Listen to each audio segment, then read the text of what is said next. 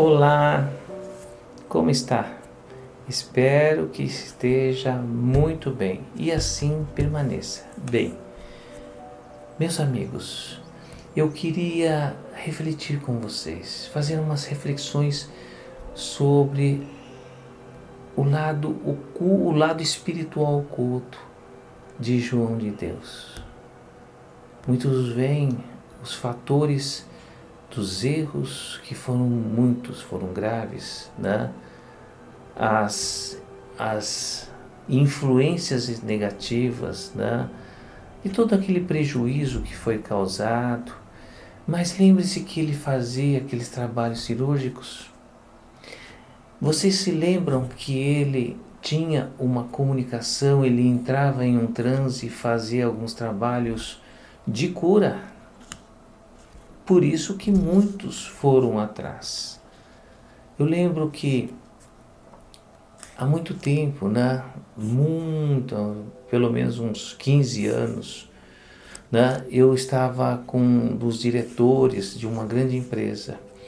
E esse diretor, nós começamos a conversar sobre espiritualidade, sobre meditação. E ele foi até a Índia contando as histórias que eu adoro, né? Essa espiritualidade toda da Índia, né? E ele contando da experiência dele lá na Índia foi muito bacana. E ele disse, todo ano nós vamos para, acho que é Badia, né? Para ver o João de Deus, né? E eu não senti nada, nem de bom e nem de ruim para dizer. Uma que de ruim não conhecia, não poderia falar de alguém que eu não conheço. E de bom porque eu sentia, né, alguma coisa que eu não tinha como falar também. Fiquei quieto. E aconteceu tudo o que aconteceu. Como que a gente pode analisar o lado espiritual de João de Deus? O que está oculto? Bem, nós temos uma grande lei, uma lei divina, que é a lei, vamos dizer, a lei divina, a lei da científica, né? Que é a lei da gravidade, que nos mantém firmes e presos a esse planeta. E não é só o campo físico, não. Tudo que está ligado ao campo físico, o campo espiritual, aqueles que de certa forma vão precisar, necessitar de desprender, se sentir-se leve, desprendido, livre, né, das ilusões, dos ressentimentos, né, das rebeldias, despertar a sua divindade para que se sinta livre dessa força vibratória que nos faz realmente estar aqui para cumprir. E atrás dela vem a lei da reencarnação, que é uma lei do planeta, que dá a possibilidade de nós estarmos aqui para que a gente possa, através de oportunidades no campo, no corpo físico, poder, nos nossos compromissos subjetivos com a família, como mãe, como pai, como filho, né, como amigo, como empresário, nós cumprindo os nossos compromissos subjetivos. Interessante, porque a gente vem de acordo com aquilo que nós mesmos escolhemos no nosso caminho. O livre-arbítrio, que é a possibilidade de escolher o que deseja, o que fazemos, vai nos dar a condição de um resultado onde a gente tem que viver, com quem temos que viver, para aquela energia que temos que vivenciar. Então, a lei da reencarnação, né, do livre-arbítrio, né, que são condições da gente poder saber escolher, vivenciar, aprender, né, e aqui despertar. Muitos estão no campo físico ainda, que desencarnaram, estão aprisionados no campo físico. Não conseguem, né, diante das suas partículas densas, não conseguem, como diz a física quântica, no tunelamento quântico, quando se abre os portais, aqueles que estão mais leves conseguem ser encaminhados, muitos não. Então imagine quantos médicos que passou pelo nazismo, que passou por situações de poder, que tinham uma intelectualidade, que sabia mexer no lado da medicina, no lado da saúde, e se utilizou pelo mal, utilizou para fazer mal ao ser humano. Eles ficam presos, aprisionados nesse campo, e eles, pela inteligência que eles sabem que eles precisam do desenvolvimento, o ajudar o semelhante, participar, ajudar na melhora das pessoas, que eles vão conseguir, de certa forma, melhorar, né? Tirar todo aquele peso kármico, né? Que existe impregnado em si, na sua consciência, né? E através de pessoas como João de Deus, que talvez já tinha uma vinculação com eles, reencarnou e foi preparado para que pudesse ser instrumento desses espíritos, né? Desses irmãos que necessitam, buscam fazer o bem, né? Então eles, de certa forma, se uniram, né? Se ligaram a João de Deus, porque João de Deus tinha uma psicofonia, né? Uma abertura, uma passividade, uma sensibilidade passiva muito aflorada, e se aproximaram dele, e todas as propostas de cura, todas as propostas de fortalecimento do seu nome, de imagem, de respeito, fez com que houvesse essa sintonia, essa junção, essa parceria de trabalhos. E eles, muito ligados ao campo denso, sabendo do lado da medicina, enxergando que o aspecto da causa da doença estava no campo fluídico, né? Eles sabiam operar, cortar, né? Eles são médicos, trabalharam com isso, mas existe um peso na consciência diante do que fizeram, e aí se aproximaram de pessoas como João de Deus. Sabemos de outras histórias, de outros médiuns que faziam cirurgias dessa forma, e alguns até foram assassinados, né? Olha o que conduziu, né? A energia que conduziu. E aí, junto com João de Deus, será que eles não enxergavam o que João de Deus fazia? Sabiam, mas diante da necessidade deles, e o que ele fazia era pouco diante do que eles fizeram. E eles conduziam, e chegou um momento que João de Deus tomou realmente, tomou todo o poder, né? Passou a ter um poder e conduziu a vida dele, utilizando aqueles que ainda ficavam espiritualmente com ele e com o grupo que ele atuava. Interessante, porque essa espiritualidade, né? Isso aconteceu com uma das trabalhadoras lá no SEI, né? Uma trabalhadora com uma sensibilidade, né? Passiva, uma psicofonia muito aflorada, né?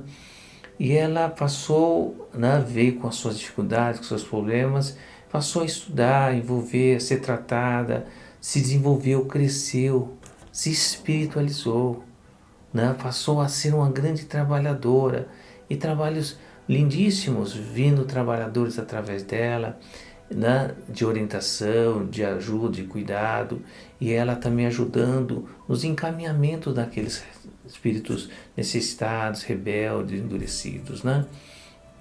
E ela me procurou há um tempo atrás. Ela disse que já há algum tempo ela estava sendo assediada por espíritos irmãos aí que chegaram perto dela, disseram o nome do médico espiritual que ia trabalhar com ela, apresentaram o enfermeiro, apresentaram o secretário que ia fazer todo a receita, o diagnóstico das doenças das pessoas, e através dela ela ia curar muita gente.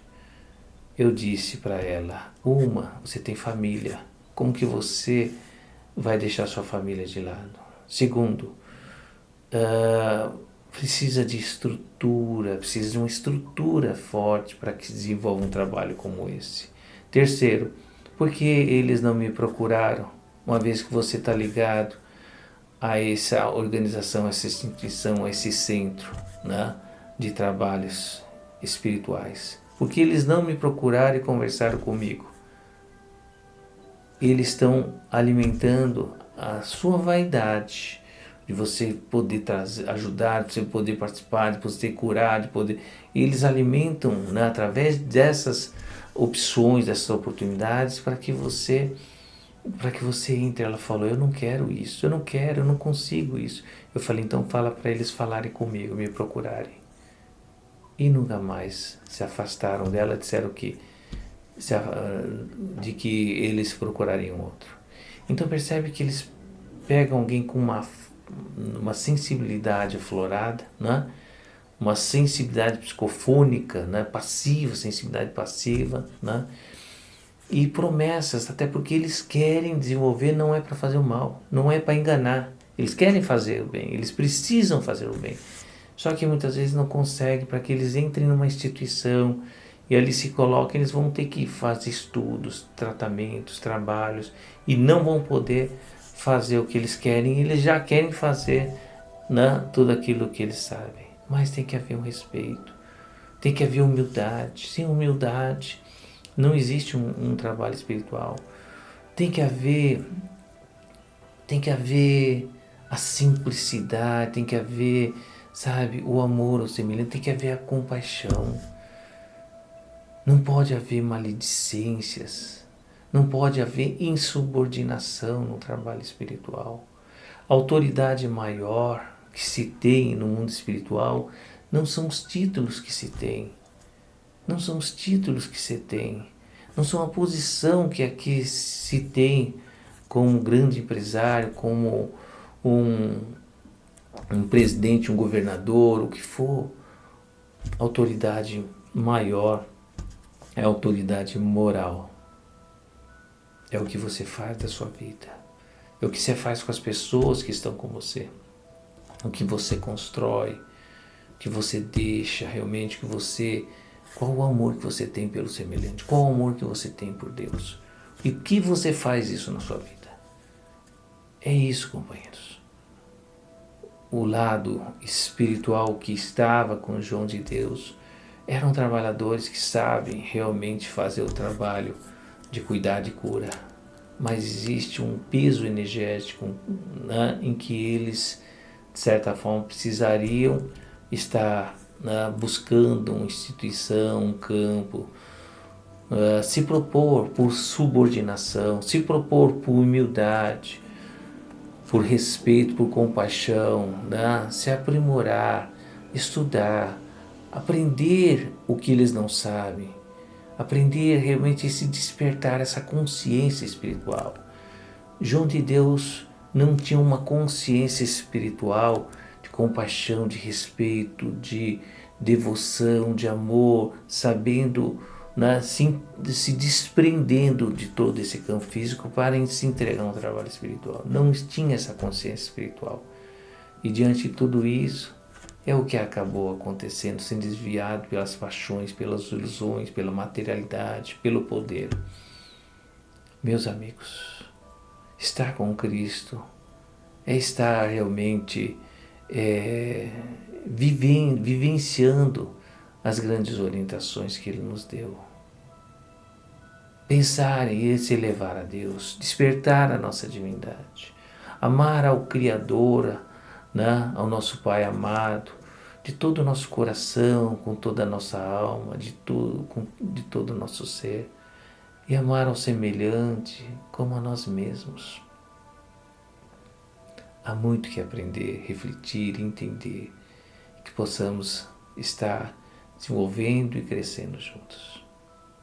Vamos em frente. Olá pessoal, eu queria dizer, diante dos assuntos todos que nós estamos colocando aqui para refletir, para aprender, se você tem dúvidas, né, se você tem interesse, se você tem curiosidade em alguns pontos, em alguns fatos, né, você quer aprender um pouco mais sobre até outros assuntos que não foram colocados aqui, faça seu comentário. Faça seu comentário, deixa aí anotado, porque a gente vai recebê-lo e aí a gente pode colocar aquilo que você quer, ok?